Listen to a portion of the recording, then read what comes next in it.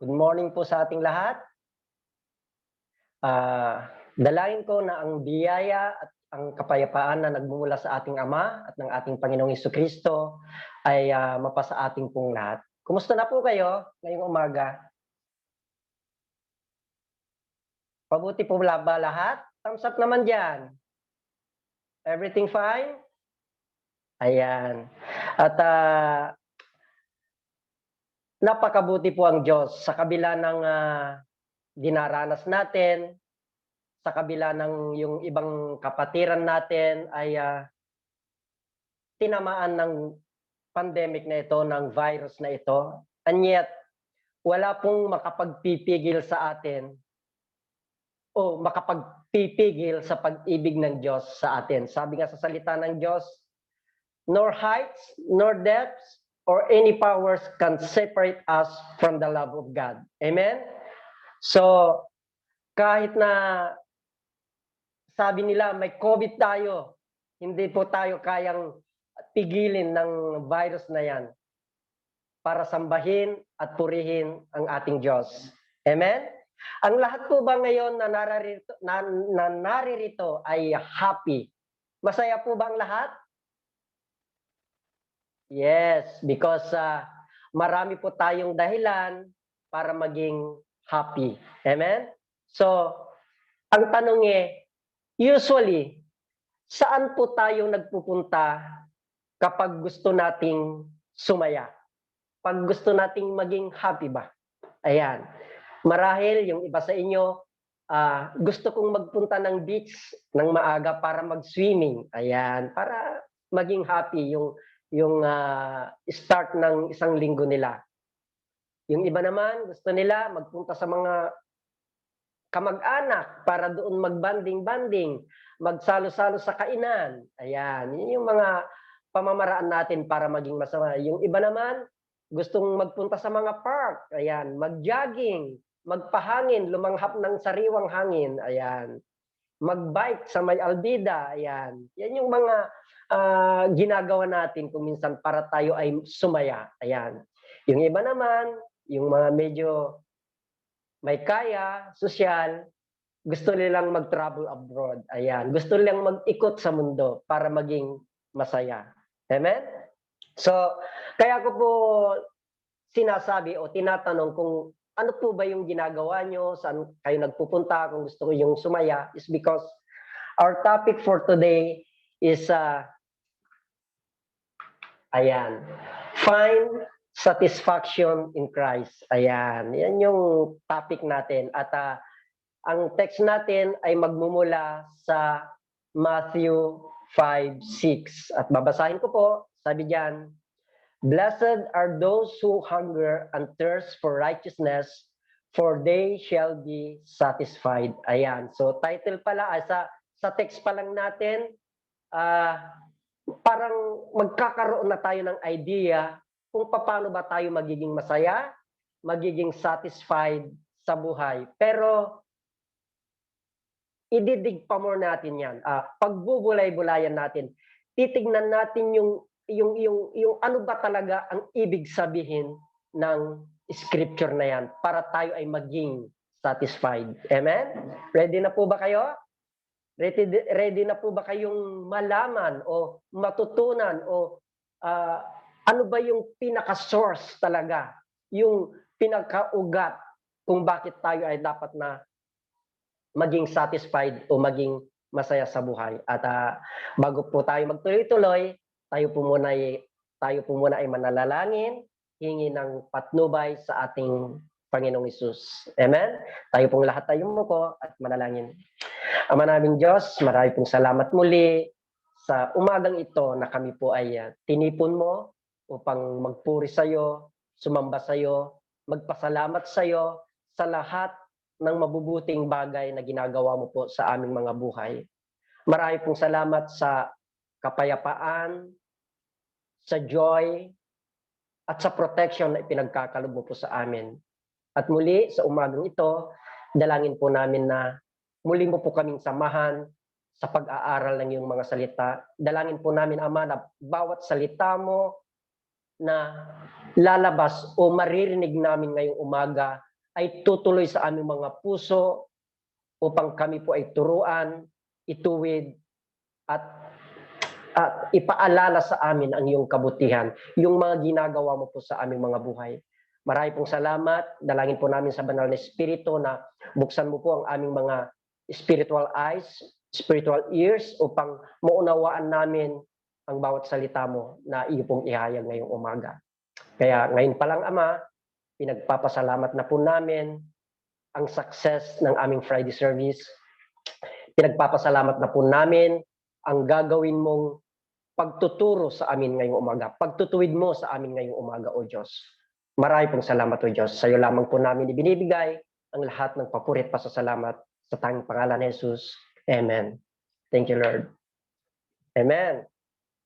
So, mga kapatid, ready na po ba kayong malaman kung paano tayo maging satisfied sa buhay o kung paano po tayo magiging masaya sa buhay? Kaya ina-encourage ko po ang bawat isa na tumutok lang po kayo.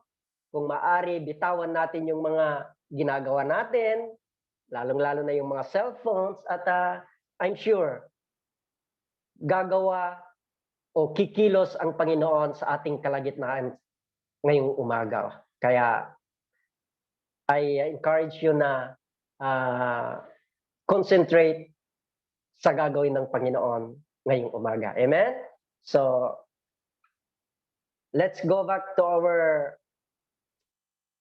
verse. Sabi nga diyan, blessed are those who hunger and thirst of righteousness, for they shall be satisfied. Ayan. For they shall be satisfied.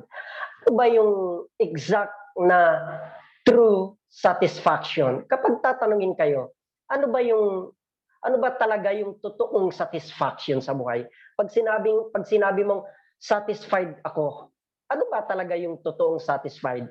Yung satisfied ba yung wala lang, basta kontento lang ako sa buhay, kaya satisfied na ako, kaya masaya na ako. O kaya satisfied ako sa buhay kasi nare-receive ko naman kung ano yung gusto kong mangyari sa buhay ko. Satisfied ako kasi may maganda akong trabaho, may masaya akong family, may malulusog akong mga anak, 'di ba? Ganun ba yung ibig sabihin ng true satisfaction? Or sasabihin ba natin, wala lang, basta ano man ang kalagayan ko ngayon, ano man ang sitwasyon ko sa buhay, basta tinatanggap ko lang. Satisfied ako. Either ito man ay mabuti or masama, I'm still satisfied. Yun ba yung ibig sabihin ng true satisfaction? At bago po natin makamit yung true satisfaction na ito, o bago po natin maramdaman o magkaroon ng true satisfaction na yan, kailangan nating malaman kung ano yung root cause or yung true source ng satisfaction na ito. Kung familiar po kayo sa construction na discipline sa construction, mayroon po kaming tinatawag na yung non-conformance. Kapag gumagawa kami ng building at mayroon hindi kaming nasunod na specification, yung client or yung consultant, they are issuing us the non-conformance. Kung bakit nangyari yon. At ang ginagawa namin, inaalam namin yung root cause, yung pinagmulan kung bakit po namin hindi nasunod yung required specification ng project. Ganon din po yung true satisfaction. Kailangan po nating malaman yung root cause or yung tinatawag na true source para magkaroon po tayo ng true satisfaction. Amen? So, aalamin po natin yan. So, ayan. Diyan sa text natin, nakita nyo na napansin nyo na in-underline ko po yung blessed. Ayan. Pag-uusapan po natin yung blessed. Ano ba yung blessed? Pag sinabing blessed, yan. Sabi po diyan, blessed comes from the Greek word makarios. Ayan. Yan yung mga diniscuss natin ng mga nakaraan pa. From the word makarios, which means, ayan, divine joy, A perfect happiness, pag sinabing divine joy, the joy is coming from a divine one. Di ba? Hindi nanggagaling lang sa kung kani-kanino. Pag sinabing a perfect happiness, ito ay nanggagaling sa perfecto na Diyos. Di ba? Independent of outward circumstances. Ano man yung nangyayari sa'yo, ano man yung sitwasyon sa buhay, you are still blessed. Mayroon ka pa ring happiness. Yan. It is an assurance of God's gracious approval and favor. Yan po yung sinasabi ng Diyos kapag sinasabi niya sa atin na blessed or happy. Yan. So, kailangan po nating maunawaan sa Biblia, sa salita ng Biblia na yung salitang joy at yung perfect happiness ay basically the same, na ang gustong sabihin ng Diyos is God wants us to be happy. Naniniwala po ba kayo doon na God wants us to be happy? Sino po ba ang nandirito ngayon na nung pumasok hindi siya happy? Na parang pakiramdam niya ang lungkot-lungkot niya. But sa pag-aaralan natin ngayon, gustong sabihin sa atin ng Diyos na He wants us to be happy. Ayan. Pero ang tanong, are we happy? Masaya pa ba tayo? Kapag tinanong tayo ng ating mga kasamahan, are we happy? Or do we know how to be truly happy? Alam po ba natin kung paano tayo maging tunay na masaya? Ayan. Yan yung mga pag-aaralan natin. At first point, sabi nga dyan, ayan, sabi ko kanina, God wants us to be happy.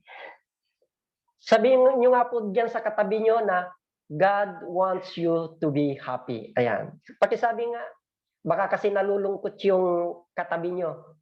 Sabihan nyo yung katabi nyo na God wants you to be happy. Ayan. Kaya, be happy. Di ba? So, ang problema, ang tao kasi, punong-puno ng negativity. Ayan. Puro hugot lines ang nangyayari sa buhay.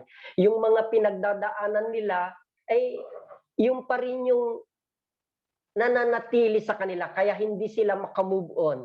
Kaya, imbis na sumaya sila, imbis na mangyari yung gusto ng Diyos sa kanila na maging happy, nagiging malungkot tuloy sila kasi yun lagi ang iniisip nila, puro hugot lines. Ayan. Gusto nyo bang makarinig ng hugot lines?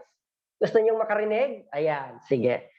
Tingnan natin, yung unang hugot lines, yung mga nabigo, ayan, yung mga hindi naging successful yung mga relationship nung mga unang panahon. Ayan. Sabi diyan, ang pagmamahal parang buhok lang yan. Ayan, may connection sa buhok. Ayan. Ginamit ko yan para may connection sa buhok.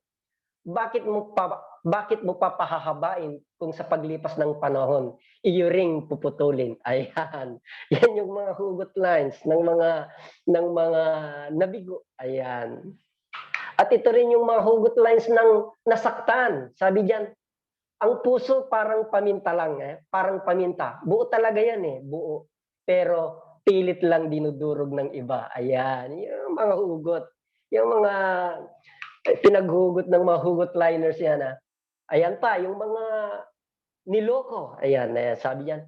Sana ang tao parang cellphone.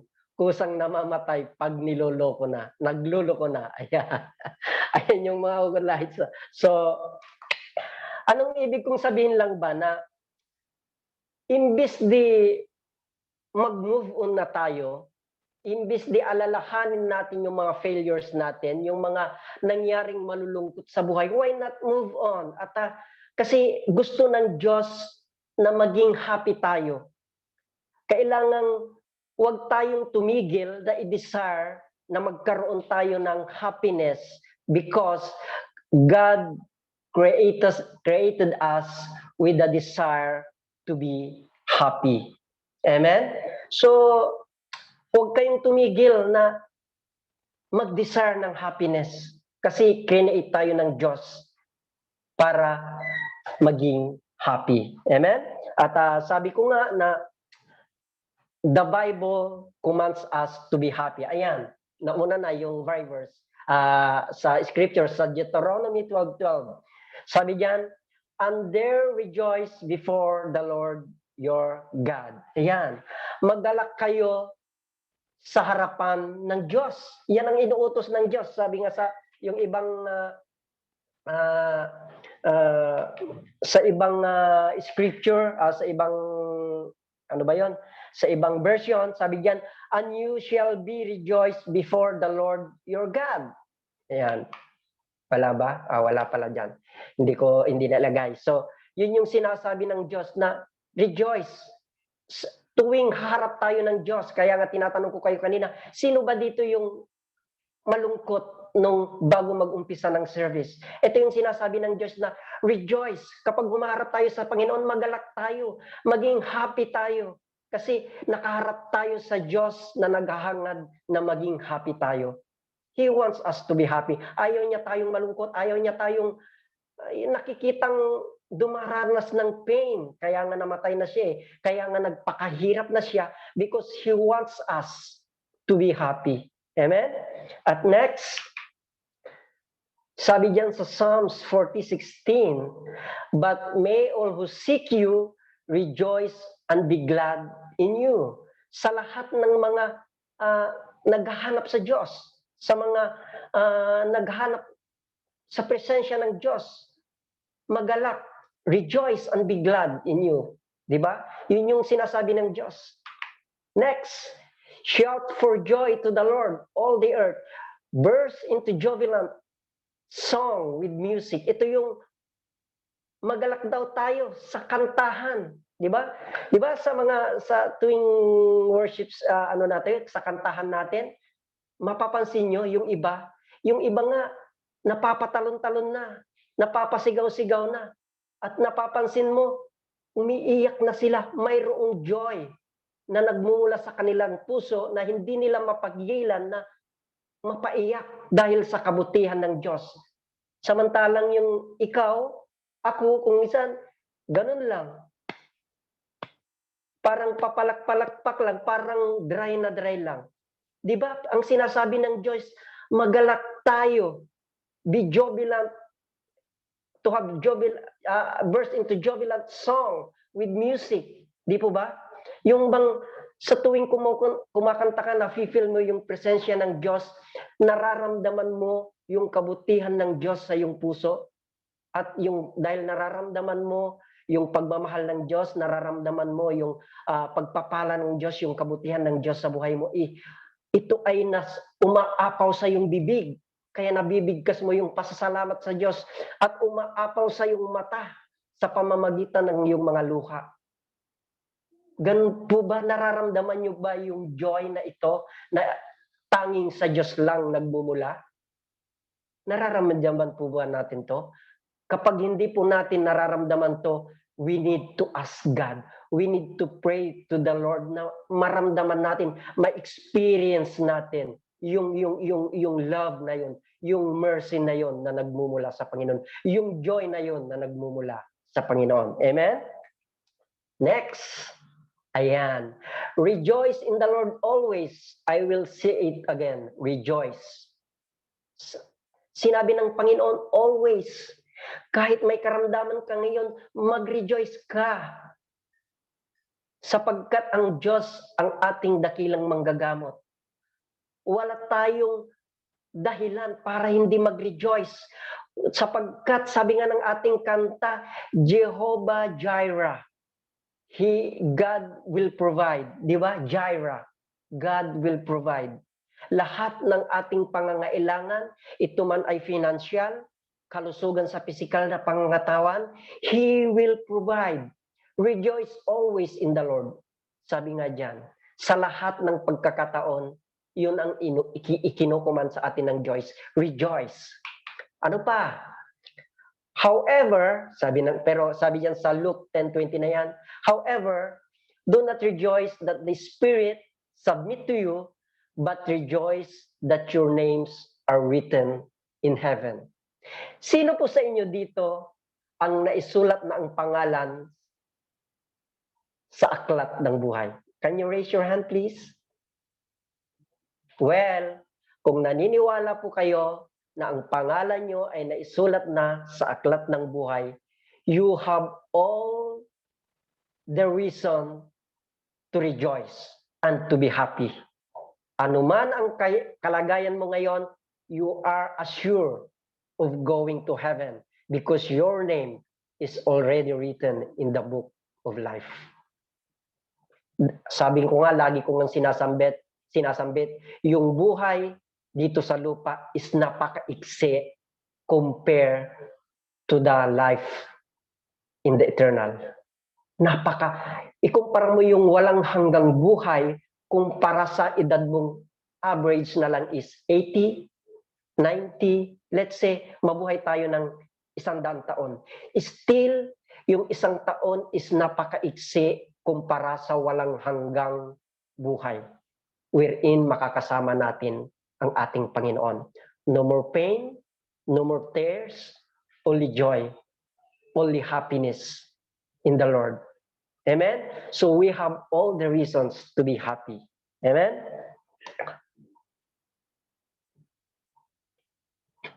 Sana tayo.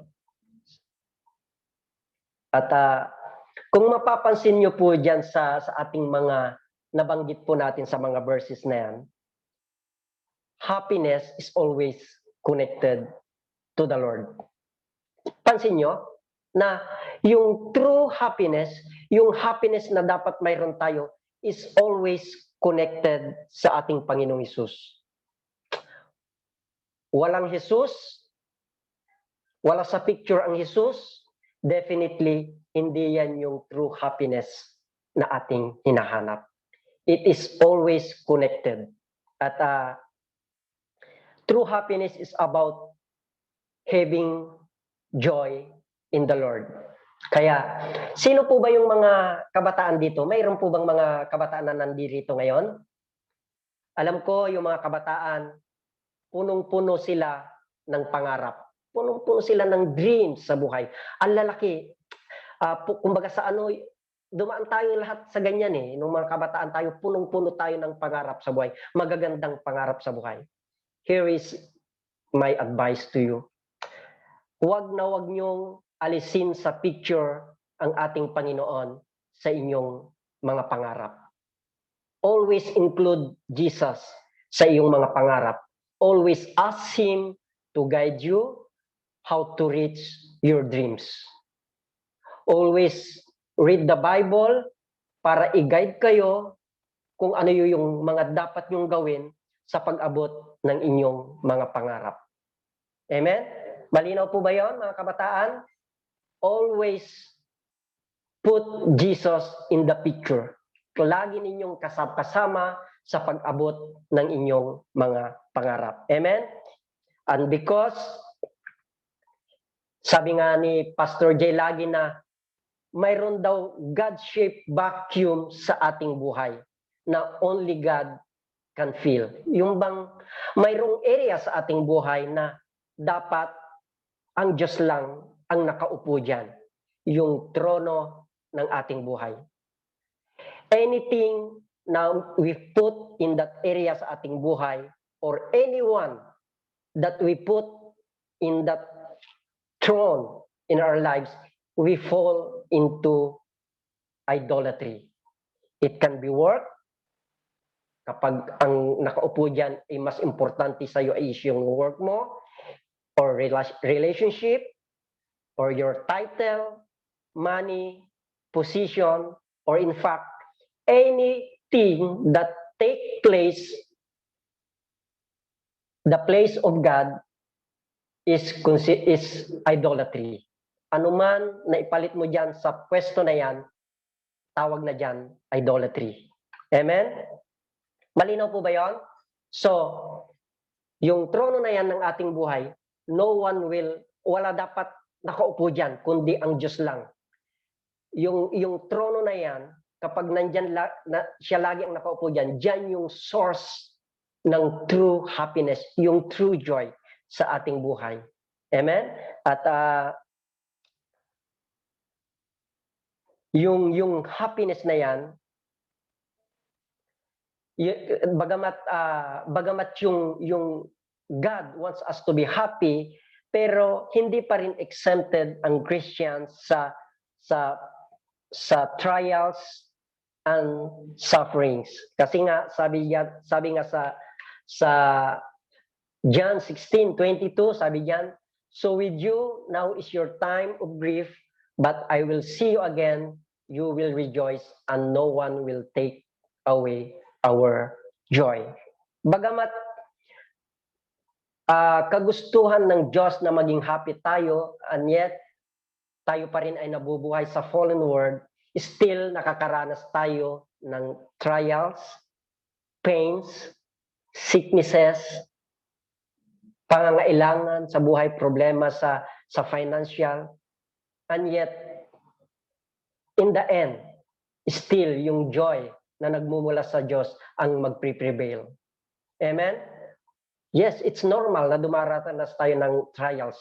It's normal na dumadaranas tayo ng sufferings. Kasi yun ang sinasabi ng Bible eh. Hindi naman yan ipinagkailan ng Biblia eh, na hindi tayo daranas ng ngayon. Ipinauna na sa atin ng Diyos. Sabi nga dyan, sa John 15:11, I have told you this so that your joy may be in you, so that my joy may be in you, and that your joy may be complete. Amen? So, God is a happy God, and He wants us to be happy. At ang problema lang sa atin, ang problema lang sa tao, sabihin na natin yung hindi pa nakakakilala ng tunay na Diyos, hindi pa nakakakilala sa Diyos, o hindi pa tumatanggap sa Diyos, they don't know yung katotohanan na God wants them to be happy. At hindi nila alam kung paano maging happy. Actually, kung alam lang nila na inilatag na ng Diyos kung paano tayo maging happy. Actually, inilatag na ng Diyos eh. Sinabi na ng Diyos kung paano tayo maging happy through His Word. Kung alam na lang nila sana, sigurado ako, tatanggapin na nila. Tatakbo na sila kay Jesus kung alam na nila na ang source ng satisfaction is Jesus. Ang true source ng happiness is Jesus. Kung alam lang sana nila, sure, tatakbo na sila kay Jesus. Amen? At because ang ating points, first point is happiness in Jesus. Second point na pala yan. First point is God wants us to be happy, and the second point is happiness in Jesus. Sabi ng salita ng Diyos sa Matthew 5:6, sabi diyan, blessed are those who hunger and thirst for righteousness. Yung hunger and thirst. Ano bang ibig sabihin ng pag sinabing hunger and thirst? Ano ba yung pagkakaunawa natin diyan? Ayan. Ayan. Yung hunger and thirst, sorry.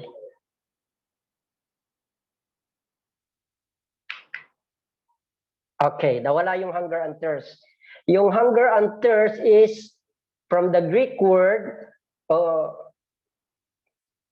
dinidescribe yung word na hunger and thirst is from the word pinao and dipsao. And together they express a strong desire or extremely dry thirst.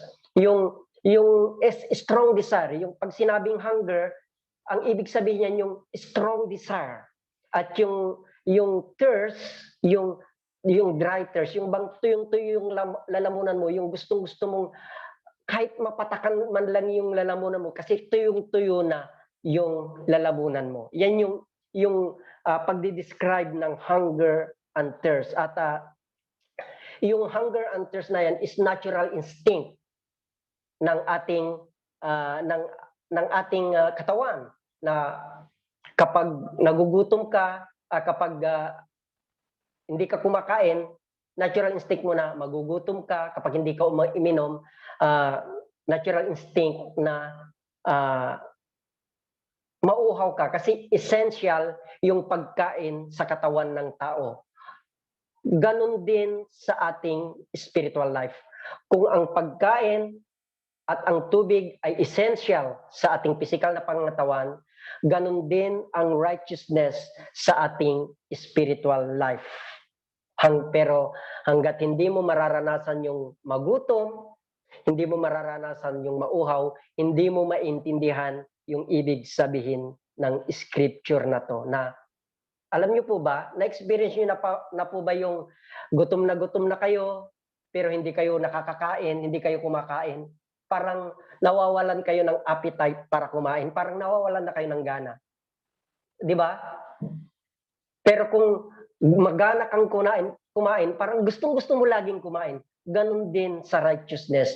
If you don't hunger for righteousness, if you don't thirst for righteousness, mawawalan ka ng appetite para isapamuhay ang righteousness. So kailangan magkaroon po tayo ng strong desire or dry thirst sa righteousness. Essential po ang righteousness sa ating spiritual life. Amen? So, sabi po dyan sa next. Ayan. Yung righteousness, sabi po dyan sa Matthew 5:6, ano po ba yung righteousness na yan? Gusto natin, kasi kung minsan hindi natin alam ano ba talaga yung righteousness? Ayan. Tignan natin, ano ba ang ibig sabihin ng righteousness? Righteousness, sabi dyan, yung righteousness is from the Greek word dikaiosyne. Ayan. Dikaiosyne, ayan, which means the condition of acceptable to God. Pero ang sinasabi ng Bible, may sinasabi ang babala sa atin ng Bible na, basahin po natin, for I tell you that unless your righteousness surpasses that one of the Pharisees and the teachers of the law, you will certainly not enter the kingdom of God. Anong sinasabi ng Diyos sa atin yan? Na hanggat yung righteousness natin ay hindi nag-exceed doon sa righteousness ng mga religious people, we cannot enter the kingdom of God. Ano kayang ibig sabihin nun? Righteousness, yung righteousness and Jesus cannot be separated. Hindi po natin pwedeng paghiwalayin yung righteousness at saka ang ating Panginoong Jesus. Napansin nyo, ang sinabi ng ating Panginoon, yung righteousness of Pharisees, they don't believe on the Messiah, on Jesus Christ. They have only the righteousness according to the law. Naniniwala po ba? Nakuha nyo yung ibig sabihin doon? Kung bakit sinabi ng Panginoon na unless your righteousness surpasses that of the Pharisees and the teachers of the law, you cannot enter the kingdom of God. Kung ang righteousness mo lang ay pagtupad sa law, you cannot enter the kingdom of God. You need Jesus in your life. Kasama lagi yung righteousness para makapasok, kasama lagi ang Panginoon para makapasok po tayo sa kingdom of God. Ito, yung righteousness of human being is external righteousness, while the righteousness of Jesus is both external and internal. Bigyan ko po kayo ng halimbawa. Ayan. Sa Matthew 5:21 and 22, sabi diyan, you have heard that it was said to the people long ago, you shall not murder. And anyone who murders will be subject to judgment. But I tell you that anyone who is angry with brother or sister will be subject to judgment. Again, Anyone who says to a brother or sister, Raka, is answerable to the count. And anyone who says, you fool, will be danger of the fire of hell. Ang sinasabi ng law, huwag kang papatay and you will be judged. Pero ang sinasabi ng ating Panginoon, kapag ikaw ay nagalit, you already commit murder. Nakuha nyo? Kaya sabihin mo, tingnan mo nga yung katabi mo, baka nagagalit na ngayon, baka galit. Pag galit yung katabi mo, sabihin mo, you are murderer. Sabi ng Panginoon, pag nagagalit ka, murderer ka na naman eh. Kaya pag nagagalit sa iyo yung isang tao, sabihin mo, murderer. Ayan, murderer ka. So, wag po kayong magagalit para hindi po kayo tawaging mamamatay tao. Ayan. So, definitely, yung sinasabi ng Panginoon na righteousness na ito is higher than the righteousness ng mga tumutupad lang sa law. Because yung righteousness ni Jesus deals with the heart. Yung righteousness lagi, it deals with the heart. Ito yung righteousness na sinasabi ng ating Panginoon para makapasok tayo sa kaharian ng Diyos. At naalala niyo yung yung nakikiapid na dinala sa kanya ng mga teachers of the law? Anong ginawa ng ating Panginoon? Kinondemn niya ba yung babae? No. Yung righteousness, ibinigay ni Jesus yung righteousness. He dealt with the heart. Yung compassion pa rin, yung mercy, yung mercy doon sa sinasabi nilang nangangalunya na babae. While yung Pharisee wanted to execute the law. Gusto nilang batuhin para i-execute yung law. Yun yung righteousness ng mga Pharisees. While Jesus, yung righteousness, He dealt with the heart. Amen? So, kaya nga, pag tinatanong ako kung ano ba yung stand ko about the death penalty, sabi ko, of course, hindi po ako sang-ayon sa death penalty. So, kasi, of course, it should be okay. Sinasabi ng law, nararapat lang na mamatay sila, pagbayaran nila yung kanilang mga kasalanan. Pero may sinasabi ang Diyos pa rin na yung righteous natin, it deals with the law. Yung mercy pa rin, yung pag-ibig pa rin doon sa tao. We give them even chance, kahit sino pinakamasama na ng tao. Bring them to the jail. At maaring magbago sila doon. Pero yung death penalty, hindi po ako sang-ayon doon. Amen? So, hindi ko po sinasabing maniwala po kayo na mas wag kayong pumabor sa death penalty. Yun lang po yung stand ko. At ngayon nga, tinuturuan nga tayo ng Diyos na there is this righteousness. Righteousness that deals with the heart. Amen? So, yun. Huwag daw po tayong magagalit para hindi po tayo tawaging murder. At alam niyo po ba na makakabuti daw sa atin yung huwag magagalit? Actually, yung laging nagagalit daw, inilalagay daw lang natin yung health natin sa risk. Yung compounded anger daw, sabi ng research, yung compounded anger can lead to anxiety, cardiovascular disease, depression, and other illnesses. Kaya kung gusto nyong humaba ang ating mga buhay, huwag daw po tayong magagalit. Ayan. Sabihin niyo nga po yung mga katabi nyo, kung gusto mong humabang yung buhay, huwag ka nang magagalit. Ayan. Para hindi ka yung anxiety, yan, para yun daw yung yung anger, yan daw yung inilalagay lang sa risk ang ating health. Ayan. At makikita po natin yung text natin is yung at least galing yan sa Sermon of the Mount, at yung Sermon of the Mount na yan is yung manifesto of true followers of Jesus. Yung itinuturo ni Jesus kung paano sila mabuhay. At ganoon din tayo, itinuturo ng Diyos yung Sermon of the Mount na yan, tinuturuan tayo kung paano po tayo mabuhay.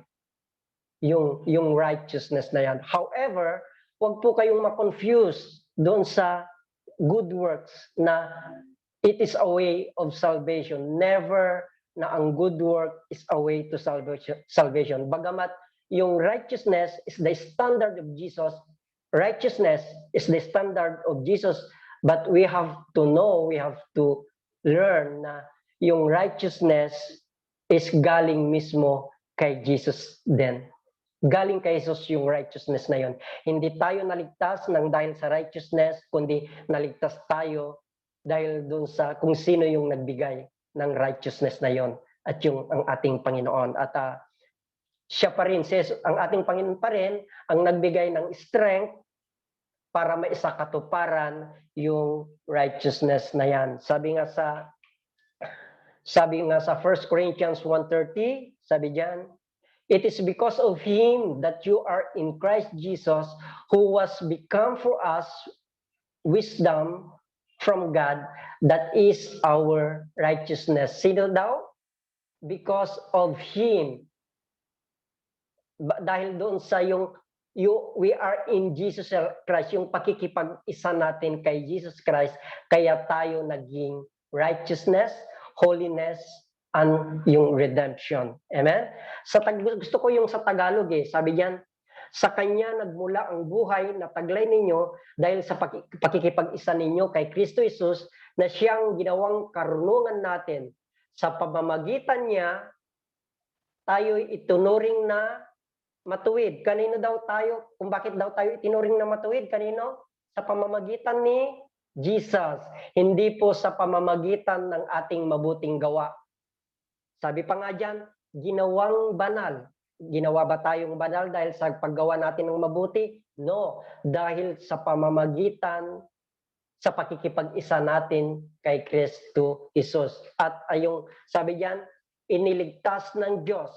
Iniligtas ba tayo ng Diyos dahil sa tayo ay mabuti, gumagawa ng mabuti? No. Dahil po sa pakikipag-isa natin sa ating Panginoon. He is our righteousness. Sabi diyan sa Corinthians, God made Him who had no sin to be sin for us so that in Him we might become the righteousness of God. Yun yung malinaw. Maraming sinasabi ang salita ng Diyos kung paano tayo naging righteous sa pamamagitan lamang ng ating Panginoon. At sabi nga dyan na we are made righteous by God's grace. Kailangan nyo po itong malaman na we are made righteous by God's grace. That is our positional righteousness. Ito yung position natin ngayon because of the grace of God. At the same grace na we desire to live a righteous life. Ito yung life. Ito yung practical righteousness. Yung positional righteousness, iniligay tayo ng Diyos because of grace. At yung practical righteousness, God give us the desire to live a righteous life. Kasama po yan doon sa grace na ibinigay sa atin ng Diyos.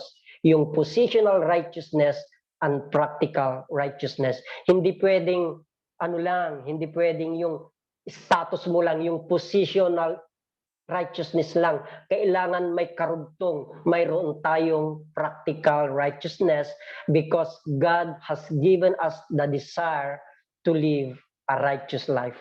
Amen? Malinaw po ba yon? Malinaw po ba yon? Hindi pwedeng practical righteousness lang na walang positional righteousness. Kailangan mayroon po muna tayong positional righteousness at sumusunod yung practical righteousness. Laging magkasama yan.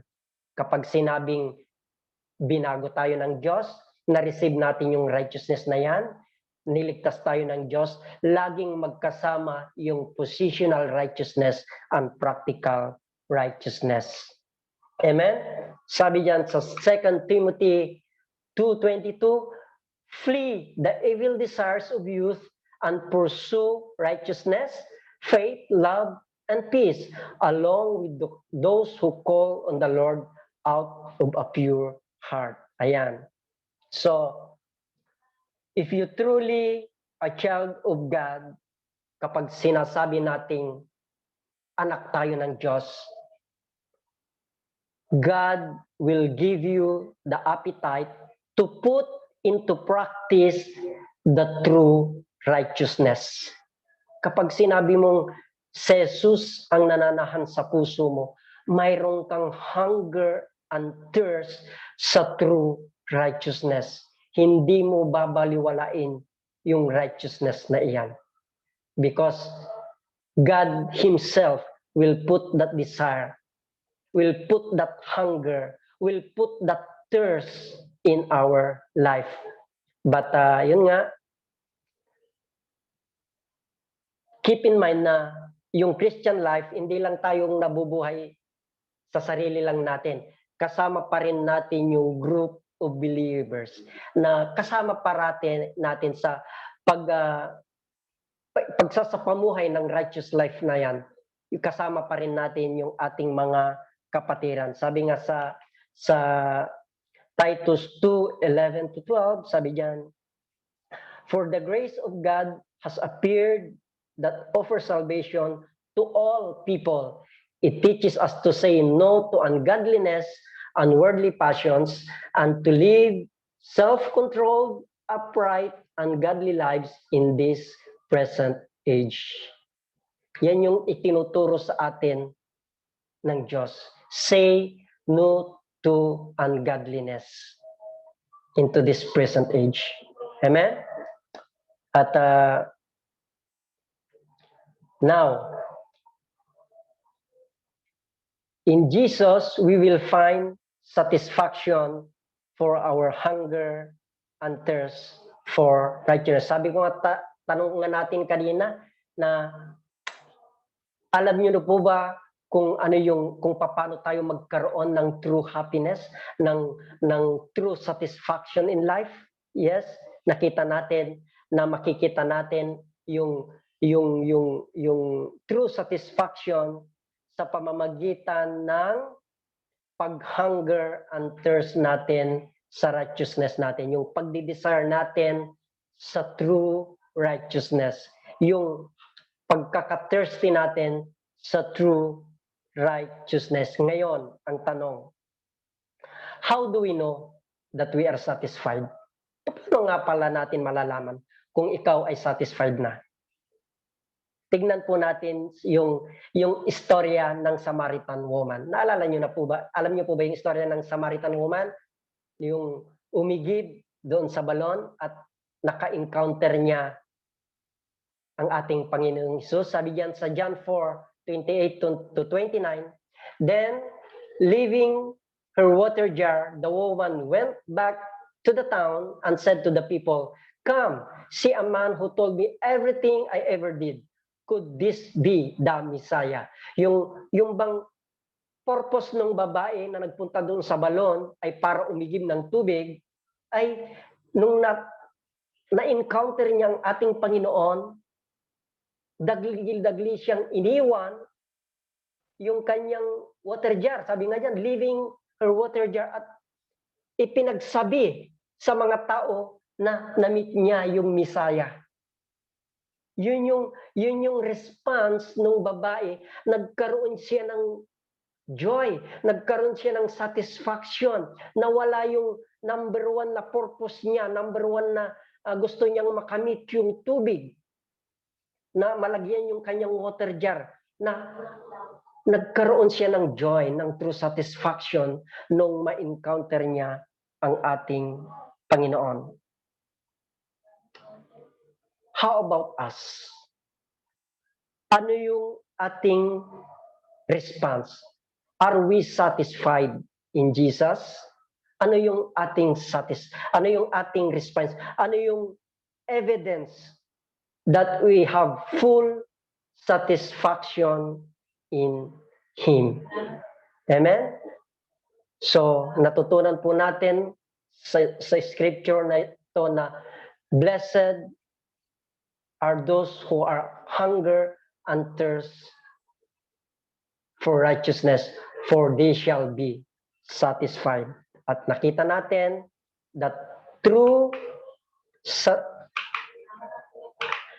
satisfaction in Jesus alone. Amen?